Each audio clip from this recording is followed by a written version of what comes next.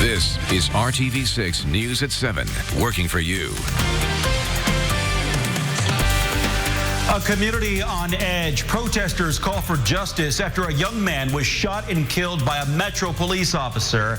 And that was just one of 2 officer-involved shootings within 8 hours. Thanks for joining us here at 7 o'clock. I'm Mark Mullins, social distancing in my home studio tonight. And I'm Amanda Starrentino. Tonight we are getting reaction from Metro police officials about a shooting that has gained national attention. And that's largely because 21-year-old Dre'Shawn Reed appears to have been streaming live on social media while trying to get away from police.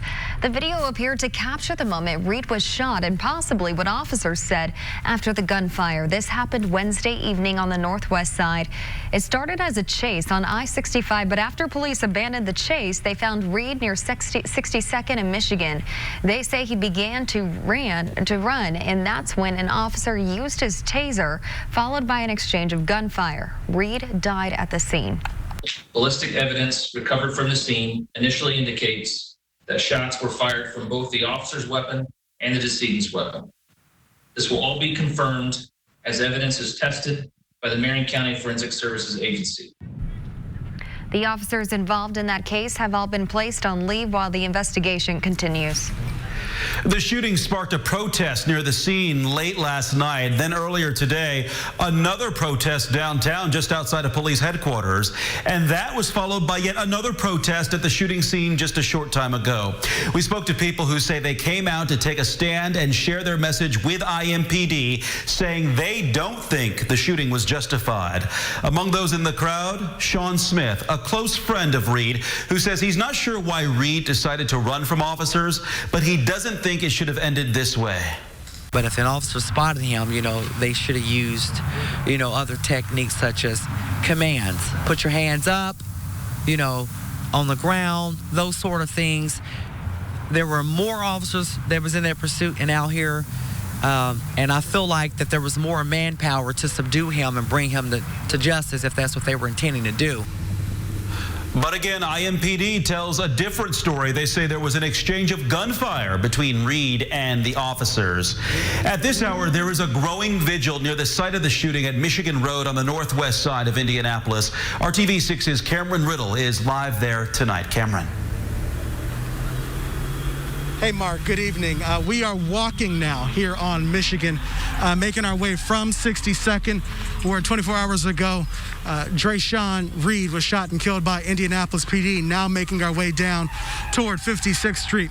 Walking alongside me is community leader D. Ross. You organized this morning's protest downtown at City County Building. Today, everything has been peaceful.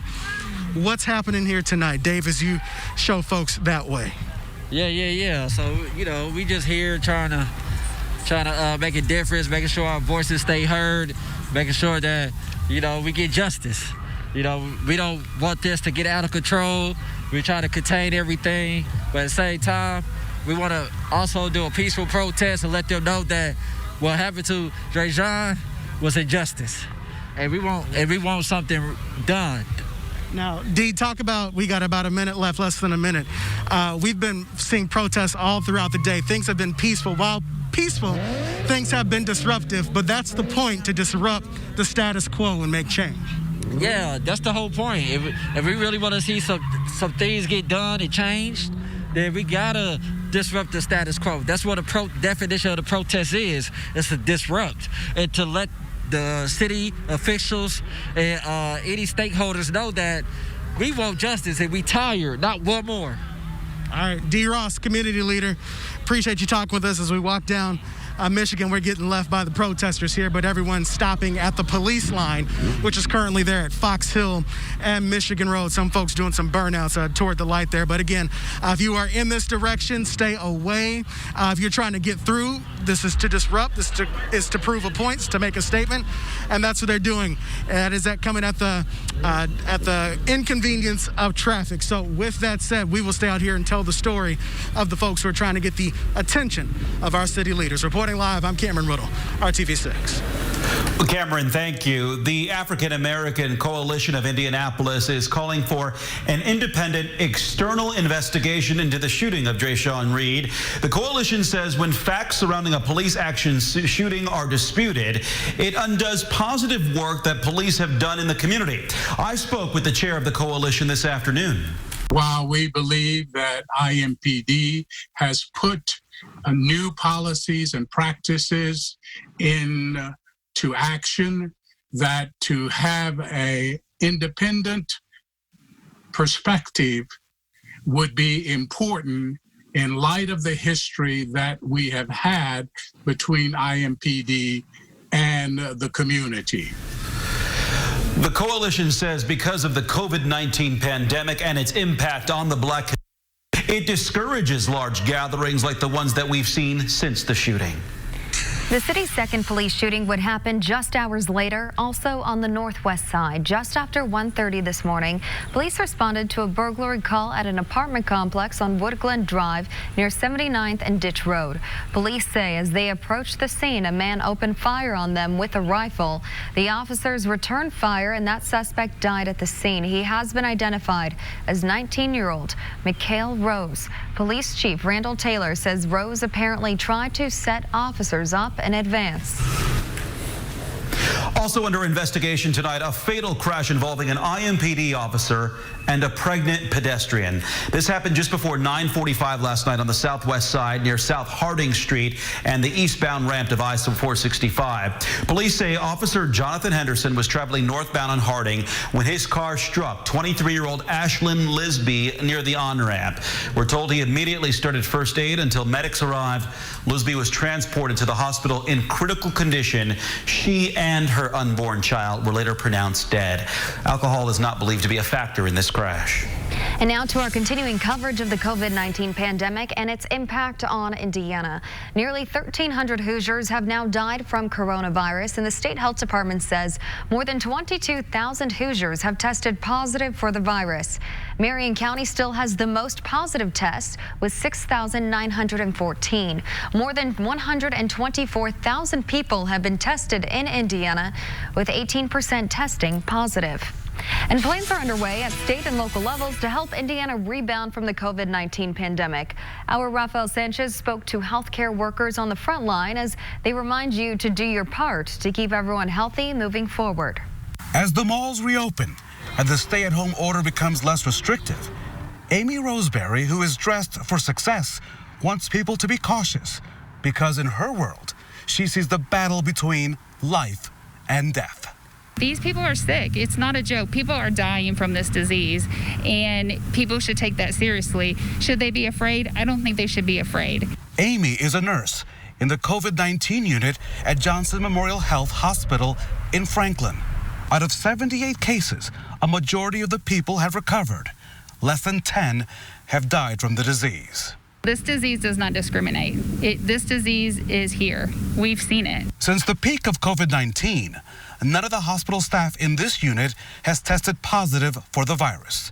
They credit intense discipline in following protocols with their personal protective equipment, as well as taking precautions when they get home. My kids know not to run up and hug me when I get home, and they wait until I shower and get clean, and then, they can swamp me.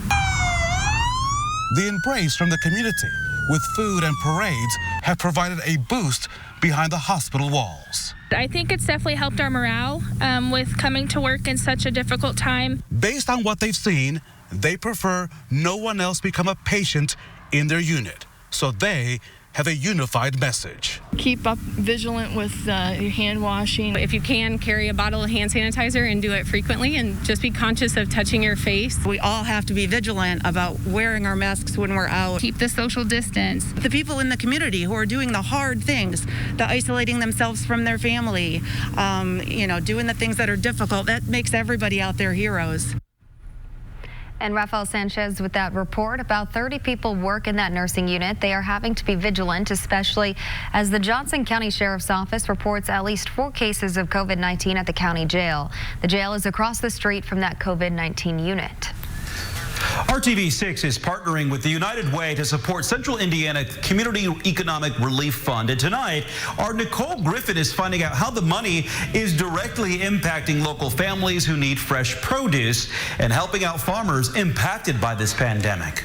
The pandemic is impacting Lawrence Community Garden's ability to get the food that they are producing here to those who need it, especially as the Far East Side Farmers Market remains closed for now. But we're learning through a partnership with Kepra Institute, the food that they are producing here is still making it to those who need it. On a sunny spring day, while many of these kids would normally be in school, the pandemic is allowing Lawrence Community Gardens to employ them. It's an effort to help get the garden going while they can't bring in volunteers. And the founder says it also helps keep crime down in the local neighborhood. But the challenge is figuring out where the food will go. Right now, the garden's partner, Kepra Institute, is helping as they see an increase in fresh produce orders through the community-controlled food initiative. In times like now, when our farmers market is shut down, that community-controlled food initiative program gives us our farm income. And it's a steady income, and it's a growing income month to month. People purchase the food ahead of time, and then we take all of those orders and reach out to our farmer networks, and then everyone comes up and picks up their food on the second Saturday of every month. Kepra Institute started the program when Double 8 stores closed 5 years ago. Money from the COVID-19 Economic Relief Fund is helping the program move forward at a time when the need is high. From March to April, they saw the number of produce orders triple. Working for you, Nicole Griffin, RTV6. Sports fans are on the edge of their seats. Will they see action on any playing field sometime this year? We'll have the latest on that issue coming up next. Channel.com/rebound. This is RTV6 News at 7, working for you.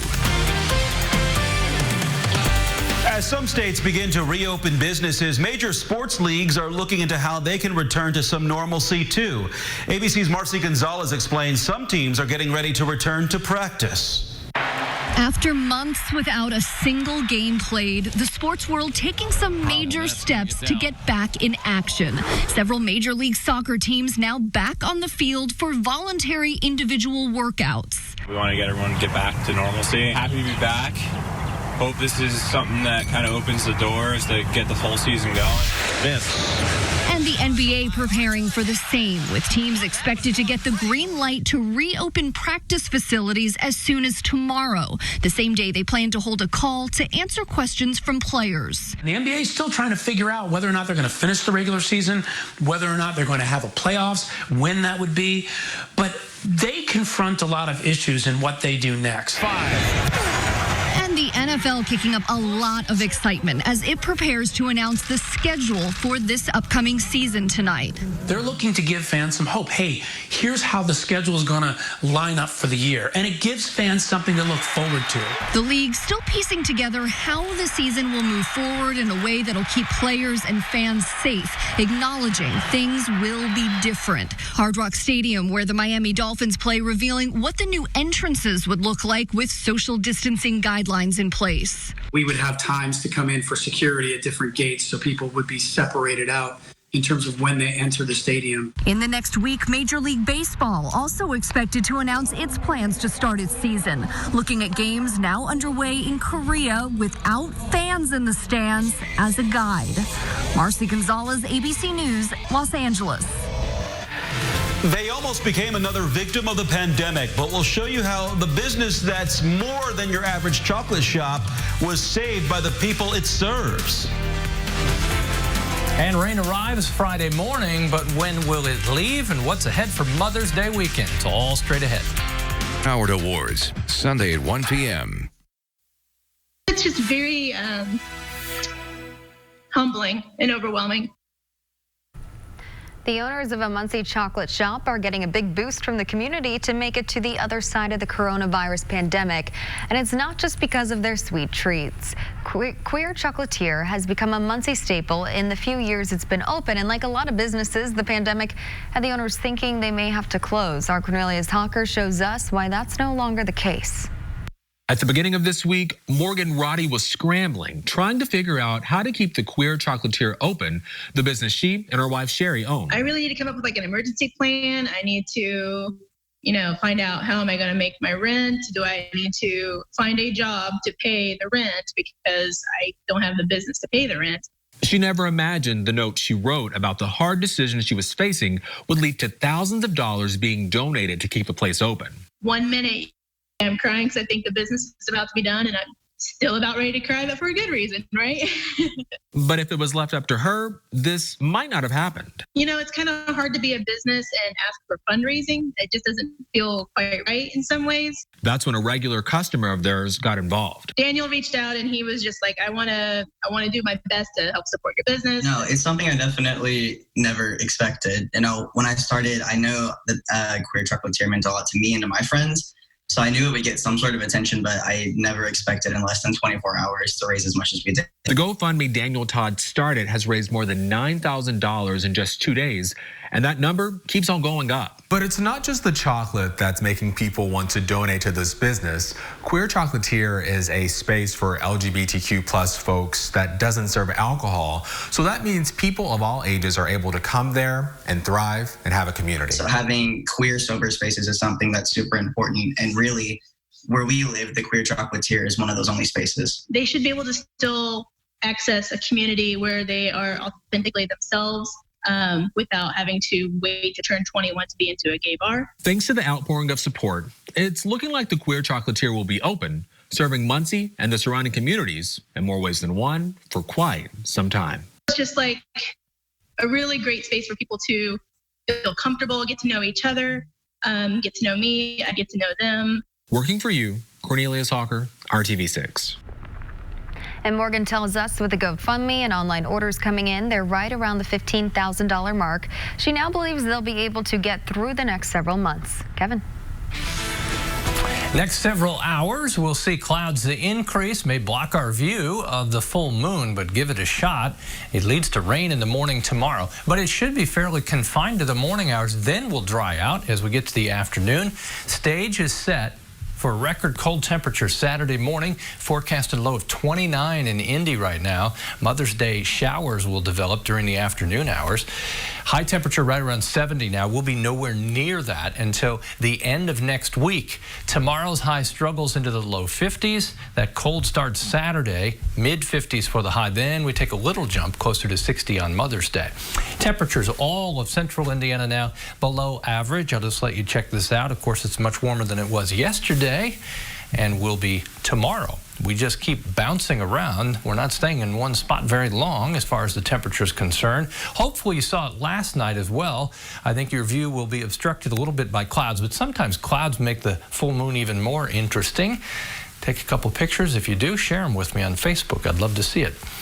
Tomorrow, rain chances greatest in the morning, drying out in the afternoon. Saturday's dry. Sunday, our chance for rain will increase through the late morning into the afternoon, and then we're dry again to start next week. As far as the rainfall, 7 a.m. Notice the southern half of the state. You have some yellows and oranges. That's where a little more moderate rainfall will be at times. All the indications are south of Interstate 70 is where we may see up to a half an inch of rain. Those from line Terre Haute to Indy, Muncie north, we'll see very little in the way of rain. You'll have the cloud shield and some light showers, but not expecting much in the way of rainfall totals. Temperatures in the 50s tomorrow as skies begin to clear tomorrow evening. Temperatures will fall 38 by 10 o'clock tomorrow night. The wind that's strong in the afternoon hours tomorrow will calm down tomorrow night into Saturday morning. It's part of the recipe for very cold temperatures. Clear sky, light wind, temperature drops into the upper 20s. Records go back to the 1940s. After that cold start, we make a nice recovery, sunshine to the rescue. Mostly sunny 55 Saturday. Chance for rain on Mother's Day will increase through the day. Could hear a rumble of thunder. And if you have any sensitive plants out, you got the flowers planted, anything else that you need to protect, you'll want to do that overnight into Saturday morning. Dick Crum always taught me, once you cover the plants, you got to remember to uncover those with the sun coming out. You don't want to heat those up too much and do the reverse, kind of cook them. All right, you might be having dinner here soon. Speaking of cooking, we'll be back with more of the news right after this. only on RTV6 News. Well, here's one side effect of the global pandemic you probably could get used to. Americans are getting fewer robocalls and phone scams. Many international call centers have had to close down, and few workers have had the technology to work from home, so the calls have stopped too. A robocall prevention service called UMail says calls are down about 40% since February. The FCC and the FTC have also stepped up their efforts to stop robocalls, especially scams related to the coronavirus and stimulus checks. Mark, now if we could just block cold air from arriving, it will be quite cool with rain in the morning hours tomorrow, drying out in the afternoon. Thank you for making RTV6 your choice for news. We'll see you at 11.